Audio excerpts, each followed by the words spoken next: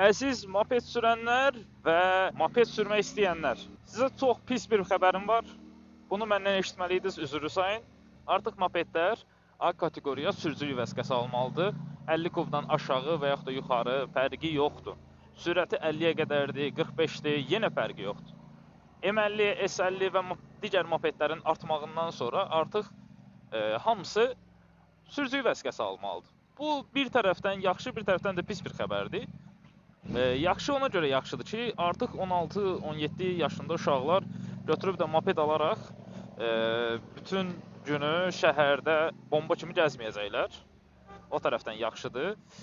Pis tərəfi nədir? Pis tərəfi də odur ki, Azərbaycanda bilirsiniz, yəni sürücülük vəsiqəsini almaq o qədər də çətin bir şey deyil. Yəni amma pulun gedir.